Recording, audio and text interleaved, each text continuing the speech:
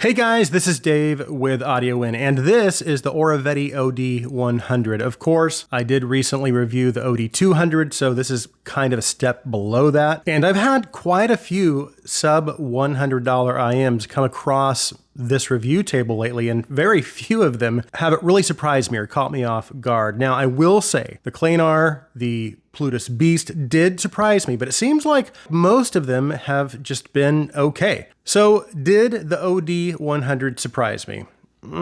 Kind of. We have a lot to talk about, so let's get started.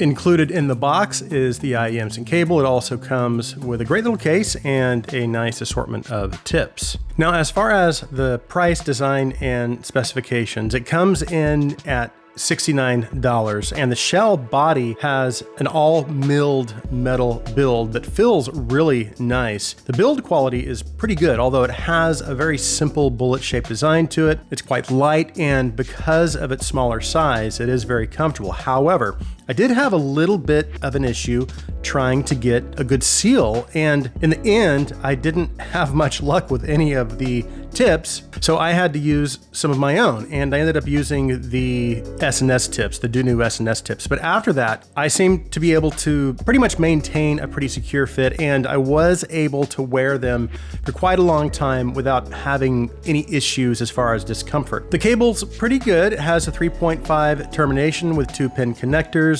It is, again, decent for the price. It's soft enough for the most part, and it's pretty manageable as well. I haven't had too many issues with tangling. Case is also pretty nice. It has a pocket on one side and then an elastic sort of strap on the other side that you can kind of tuck the IEMs in, so it makes it just feel a little neater and a little more secure and more manageable. Really, overall, I would say the design, the presentation, it is simple, and maybe it's not the best I've seen at this price, but as far as build quality, comfort, and just its practicality, I think it is very good, and that's more important to me in a budget set anyway. Okay, let's move on to the sound.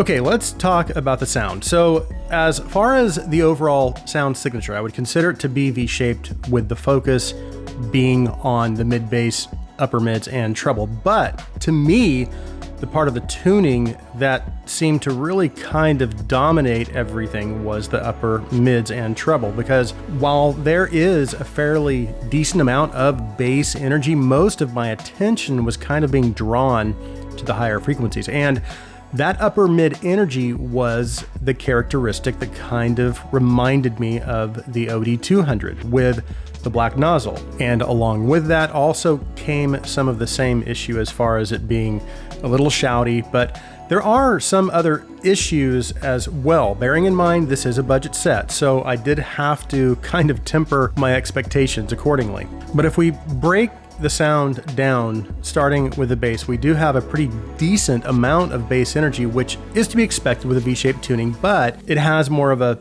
mid-bass focus, and it is lacking a little as far as the sub-bass extension. It does have some sub-bass rumble, but depending on the track and the genre, sometimes it just leaves me wanting just a little bit more. Dynamics, however, are pretty good, so I am getting a pretty decent amount of slam and impact, so that's good. But as we move up the graph and then transition out of the bass into the mids, it's not very well controlled, which means it's going to sound a little muddy in the lower mids, and that seems to be the case pretty much throughout the rest of the mids as well. And I should take this opportunity to stress that these are pretty common issues at this price point. And the mid-range detail is still probably about on par with most other budget sets. But what I do look for is mid-range naturalness with instruments and vocals, because you can still have a budget set that has a fairly natural mid-range, and that can produce vocals and instruments naturally. And I think that's where the OD100 was giving me some issues. Vocals and instruments had a little bit of a strange timbre to them, and I can only attribute that to the way they approach the tuning in the upper mid-range. So not only do you have some extra energy between about 2.8 to 4K that can make vocals and some instruments sound a little shouty, I think the tuning curve itself and where the peaks are and where the dips are placed, I think it's contributing to some of that unnaturalness. But the upper mid-range energy combined with the bass energy does make the presentation a little more exciting and engaging. And you do have that same energy that continues through into the treble as well. And it's actually surprisingly fairly well controlled. And while there is a lot of treble energy there, and it can start to become fatiguing and even kind of edging towards being a little harsh, I did hear some pretty decent treble detail. And I also heard some upper treble extension,